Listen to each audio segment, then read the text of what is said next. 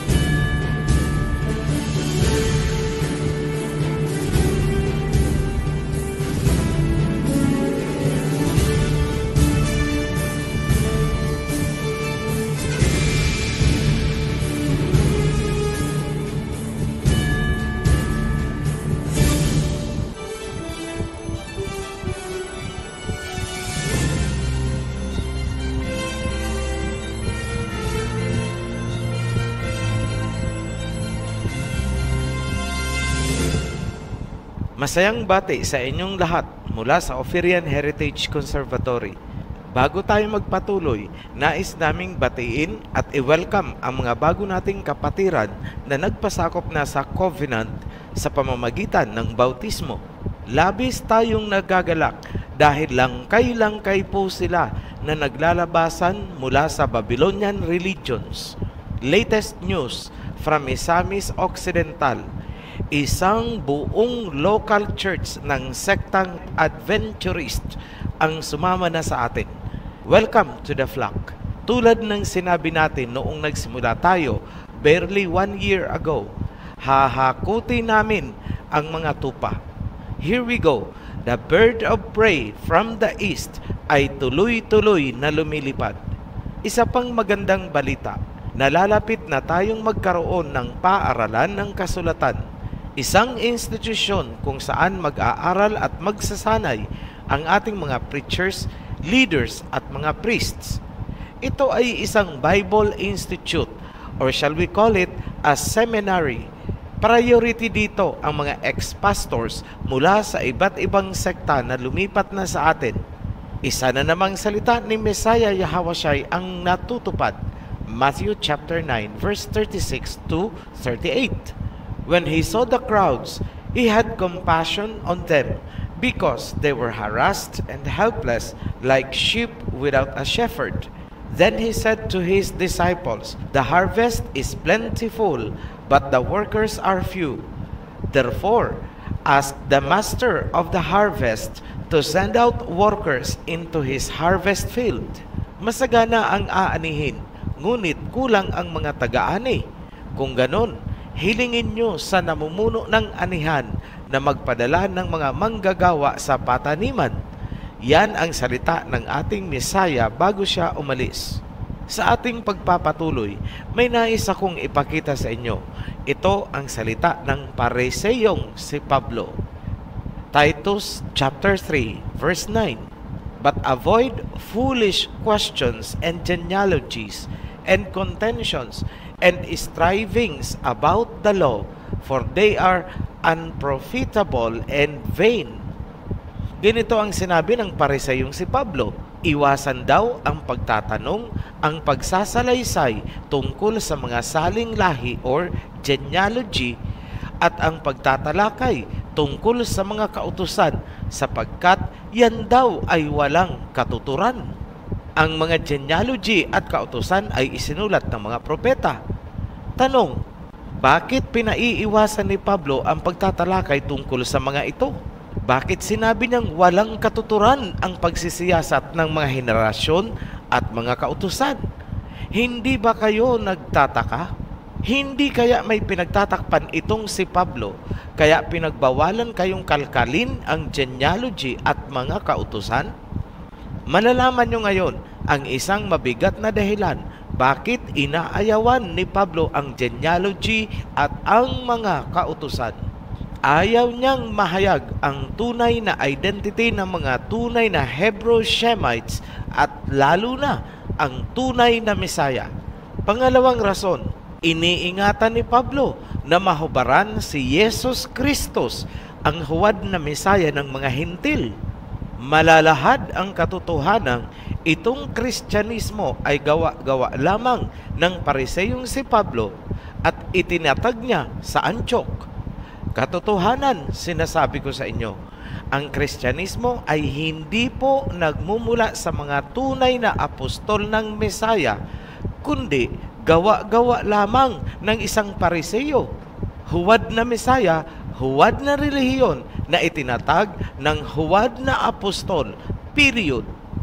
Ngayon, mahalaga bang alamin at siguraduhin na ang tunay na Mesaya nga ang iyong sinusundan?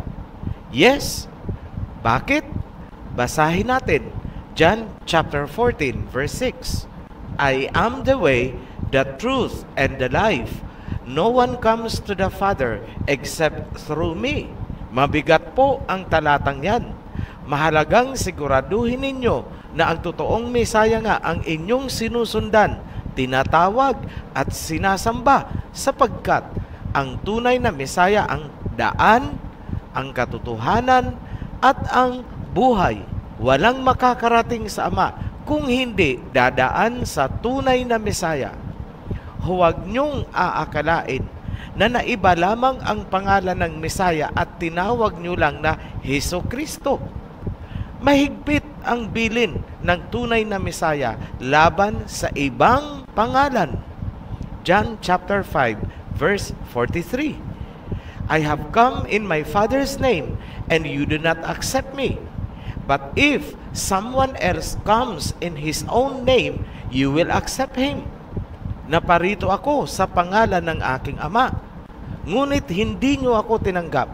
Kapag may ibang dumating sa ibang pangalan, siya ang inyong tatanggapin. Ngayon, sino ang humaharang upang hindi natin makilala ang tunay na Mesaya? Obvious at simple ang sagot. Walang iba kundi ang dyablo at si Pablo.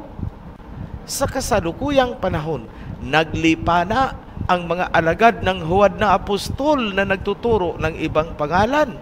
Paano mo masisiguro na ang iyong tinatawag, sinusundan at sinasambang Mesaya ay ang tunay na Mesaya at hindi ang huwad?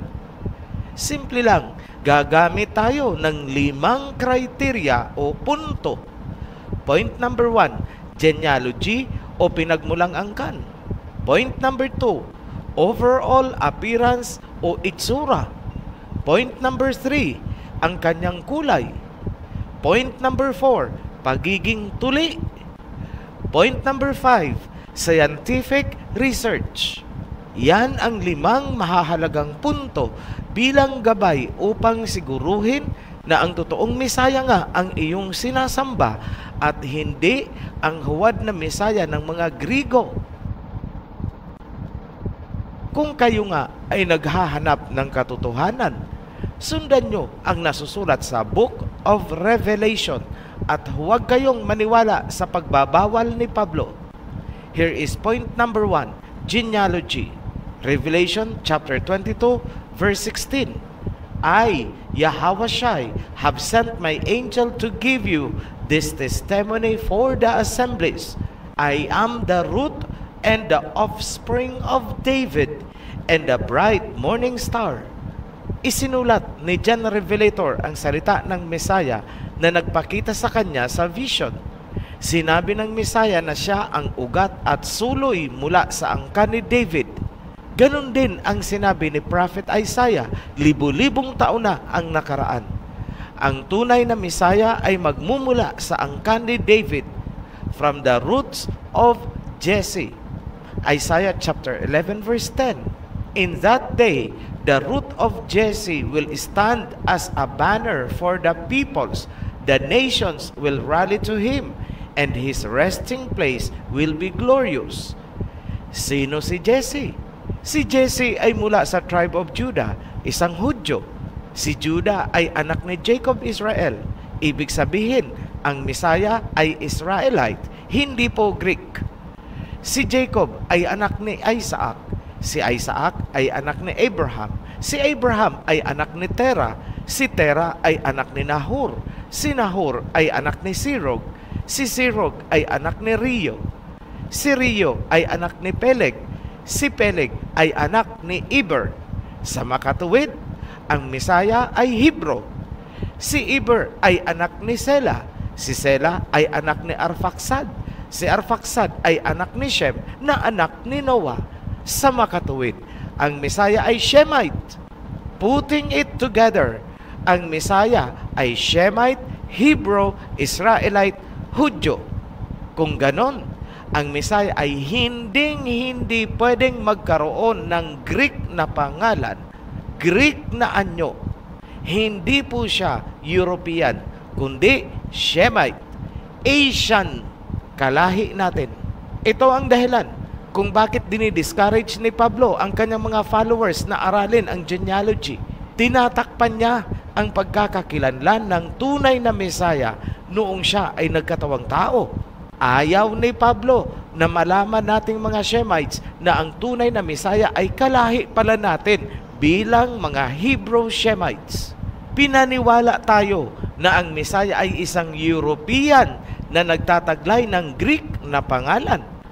Ang Jesus Kristos na pundasyon ng buong Christianity ay mula sa Antioch na isang probinsya ng mga Gentile Greek sa panahong yon.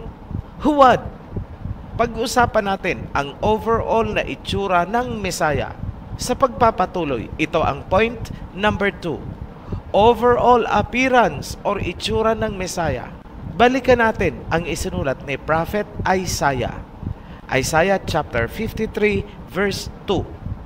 He grew up before him like a tender shoot and like a root out of dry ground. He had no beauty or majesty to attract us to him. Nothing in his appearance that we should desire him. Ayon kay Prophet Isaiah, ang Messiah ay walang taglay na kagwapuhan o kagalang-galang na anyo. Wala siyang kaaya-aya o anumang itsura or personalidad na nakakaakit sa paningin ni numan. Sa madaling salita, hindi artistahin ang kanyang dating. Hindi siya ang tisoy-tisoy na sinasamba ng Christianity ni Pablo. Pakibasa na lang po ang buong Isaiah 53 para sa mga karagdagang impormasyon. Point number 3, ang kulay ng Messiah. Ayon sa genealogy, ang Messiah ay Hebrew Shemite mula sa tribe of Judah na anak ni Jacob, kung kaya tinawag na Israelite Jew. Tanong, ano ang kulay ng mga Hebrew Israelites? Malalaman natin sa mga pangyayari na nasa Old Testament noong sila ay lumabas mula sa Egypt. Numbers chapter 12 verse 10. When the cloud lifted from above the tent, Miriam's skin was leprous. It became as white as snow. Aaron turned toward her and saw that she had a defiling skin disease. Tandaan ang paglalarawan. Ang kulay ng balat ay nagbago, naging puti na parang snow. Tingnan din natin si Moses. Ano ang kanyang kulay bilang Hebrew Israelite? Exodus chapter 4 verse 6. Then Yahweh said, "Put your hand inside your cloak." So Moses put his hand into his cloak, and when he took it out, the skin was leprous. It had become as white as snow. Kunting analysis lang po ang kailangan natin. Ang paglalarawan na it became white as snow or naging puti na parang snow ay nagpapakahulugan na ang normal na kulay ng mga Hebrew Israelites ay hindi puti, kundi brown to dark blackish brown. Kung kaya, noong nagkaroon ng leprosy ay sinabing nagbago at naging puti tulad ng snow. Common sense po. Kakulay natin ang tunay na Messiah sapagkat siya ay kalahi natin, isang Hebrew Shemite. Ngayon, ano naman ang kulay ng ating Mesaya na nakita ni John Revelator sa kanyang vision? Revelation chapter 1 verse 14 to 15. The hair on his head was white like wool, as white as snow, and his eyes were like blazing fire.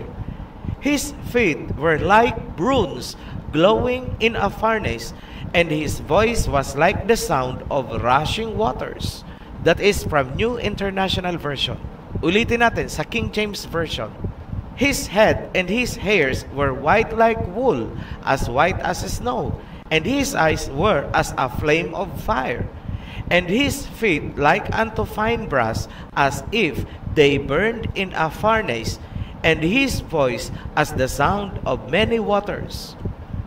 May tatlong mahalagang information na ibinigay sa Revelation: buhok, kulay ng balat, at boses. Ayon sa talata, ang kanyang kulay ay parang fine brass or bronze na nasunog sa hornohan. Ito ang kulay ng fine brass na nasunog sa horno or oven. Ang bronze na nasunog sa horno ay golden brown naman. Meaning, ang kulay ng Mesaya ay golden dark brown to blackish brown. At ang kanyang buhok ay kulot or woolly. Mayroong translation issue pagdating sa buhok. Mali po ang white as wool sapagkat hindi po lahat ng wool ay white or puti. Ang tama ay curly as wool, kulot. Ayon pa kay John Revelator, ang boses ng Mesaya ay maihahalin tulad sa rumaragasa o lumalagaslas na maraming tubig. Ibig sabihin, hindi yung typical na masculine voice na buo at malagong, kundi parang lumalagaslas na tubig habang dumadaloy sa batuhan ng ilog. Imagine nyo na lang ang tunog ng waterfalls. Lumalagapak ang tunog, hindi malagong. Ngayon, napatunayan natin ang tunay na Mesaya ay brown to dark, blackish brown. Sino pala itong tisoy-tisoy na Greek-European Mesaya na inaawit-awitan ng papuri at niluluhuran nitong mga Kristiyano? Obviously, huwad, fake, peke. Patunay lamang na ang Kristyanismo ay huwad sapagkat yan ay itinatag lamang ni Pablo sa Antioch. Hindi yan ang pananampalataya ng mga tunay na apostol na nasa Jerusalem. Magpatuloy tayo sa point number 4, pagiging tuli ng tunay na Mesaya. Ang mga Hebrew Israelite kung saan isinilang ang tunay na Mesaya ay nagmumula kay Jacob. Si Jacob ay anak ni Isaac. Si Isaac ay anak ni Abraham. Ano ang punto? Genesis chapter 17, verse 3 to 5. Abraham fell face down, and Elahayim said to him, "As for me, this is my covenant with you. You will be the father of many nations. No longer will you be called Abram. Your name will be Abraham, for I have made you a father of many nations." Verses 10 to 12. This is my covenant with you and your descendants after you, the covenant you are to keep. Every male among you shall be circumcised. You are to undergo circumcision, and it will be the sign of the covenant between me and you. For the generations to come, every male among you who is 8 days old must be circumcised. Sa makatuwid, si Moses ay tuli, ang mga Israelites ay tuli, ang tunay na Mesaya ay tuli, sapagkat sila ay mga descendants ni Abraham na nasasakop ng covenant of circumcision. Ngayon, bakit natin tinatalakay ang circumcision? Sapagkat ito ay pagkakakilanlan ng tunay na Mesaya versus huwad na Mesaya. Ang tunay na Mesaya ay tuli. Alam natin yan. Paano ang huwad na Mesaya? Tuli din kaya? Jesus Christos, Jesus Christ, Heso Kristo, ikaw ay isang Greek, hindi ka Hebrew. hindi ka lahi ni Abraham. Sa makatuwid, ikaw ay suputante, hindi ka tuli. At dahil ikaw, Yesus Kristos, ay hindi tuli, natural lang, nakakalabanin ng iyong apostol ang pagtutuli ng mga Hebro. Hindi na dapat pagtakhan ang mga salita ni Pablo tulad ng nasusulat sa Galatians chapter 5 verse 2. Mark my words, I, Paul, tell you that if you let yourselves be circumcised, Christ will be of no value to you at all. Tagalog, ito ang nasusulat mula sa Filipino Standard Version. Pakinggan ninyo ito. Ako mismong si Pablo ang nagsasabi sa inyo, kung kayo'y patutuli, mawawala ng kabuluhan sa inyo si Kristo. Malinaw naman yan. Tahasan at direktahan ang sinabi ni Pablo. Kapag kayong mga Kristiyano ay nagpatuli, pinawalan ninyo ng kabuluhan si Yesus Kristus. Malaking insulto yan sa inyong Greek Messiah. Yan ay may tuturing na kalapastanganan kay Pablo, ang huwad na apostol. Paano yan mga pastor ng Kristiyano? Huwag kayong patutuli. Mga anak nyo, huwag nyong ipatutuli.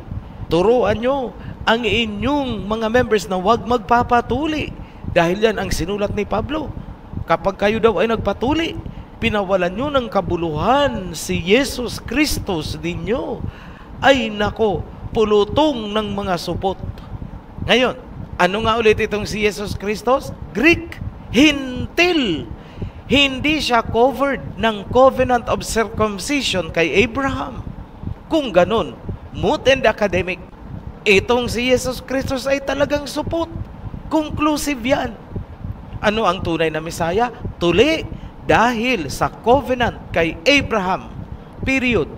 Yan ang dahilan kung bakit sinasabi ni Pablo na wag daw ninyong aaralin ang mga genealogy at mga kautusan sapagkat may iniingatan siyang sekreto tungkol sa kanyang Messiah.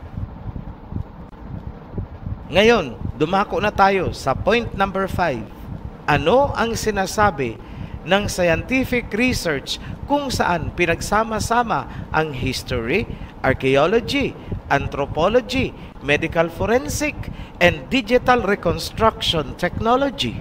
Sa mga nagnanais ng karagdagang detalye, ang link ay inilagay namin sa description sa ibaba lamang nitong video. Ayon sa report, isang retired medical artist na nagngangalang Richard Neve ang bumuo ng team noong 2001. Ang team ay kinabibilangan ng mga forensic anthropologists and computer programmers. Ang layunin nila ay magsagawa ng digital reconstruction ng most possible na itsura at pangangatawan ng Messiah.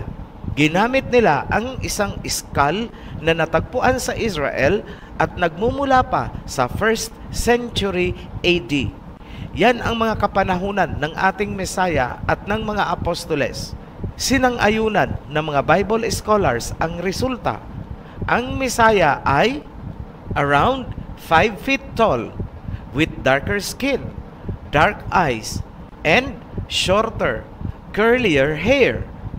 Ulitin ko, 5 feet tall, parang height ng pandak na Pilipino. Halos kasing tangkad lang ni Rizal. Darker skin, parang kulay ng tipikal na Pilipino.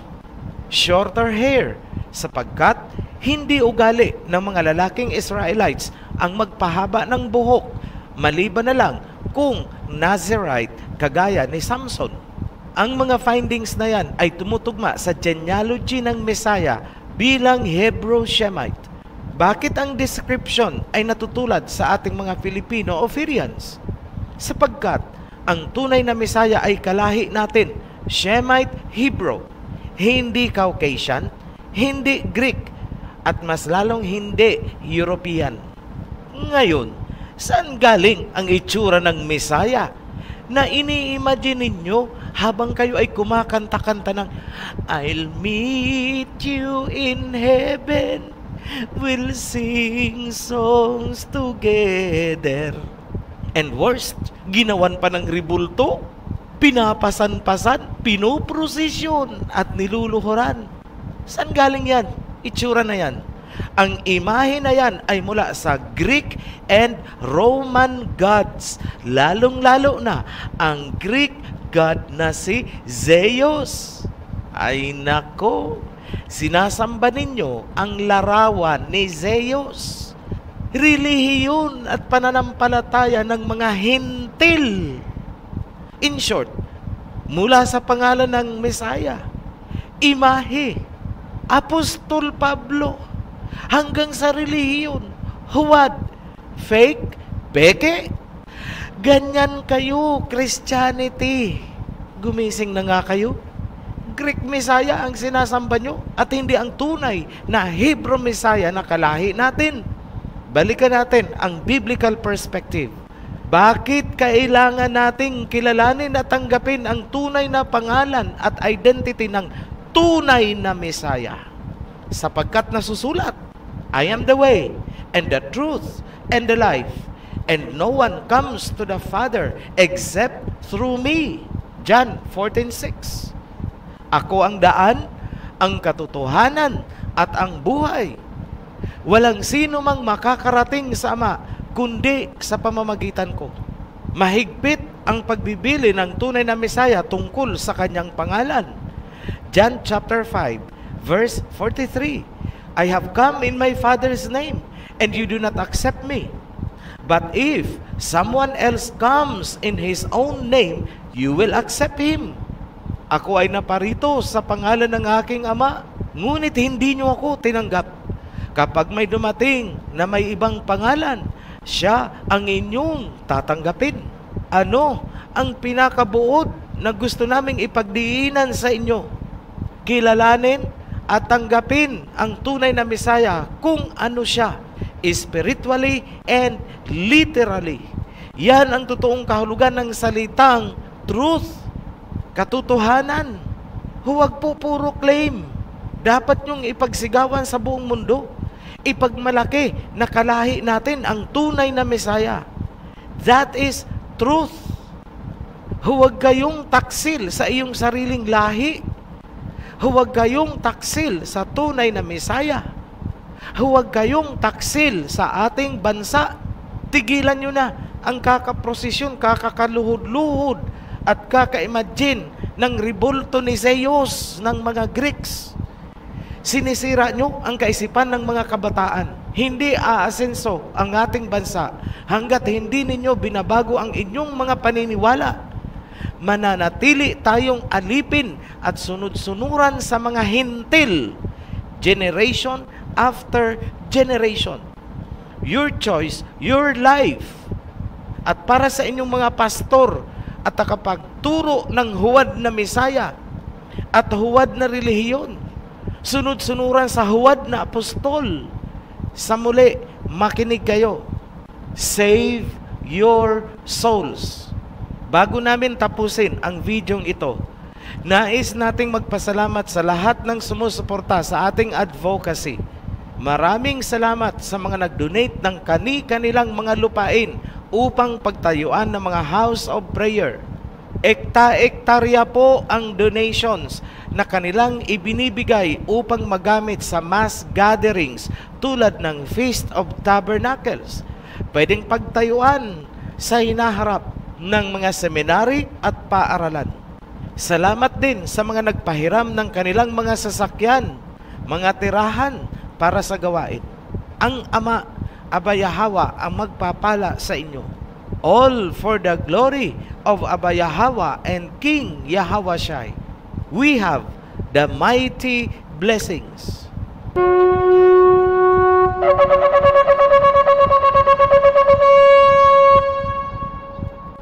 Para sa mga bagong baptized, welcome to the covenant. At para sa mga new subscribers, huwag kalimutang unahin ang The Guide. Para naman sa mga nagre-request ng bautismo, pumasok po kayo sa Facebook group ng Joshua. Ang link ay inilagay namin sa ibaba lamang nitong video. Para sa inyong lahat, be blessed. Shalom. Maraming salamat po sa inyong panonood at pakikinig ng mensahe. At kung kayo po ay may mga katanungan, paki-click po ang link sa ibaba at paki-like and share na rin po. Maraming salamat.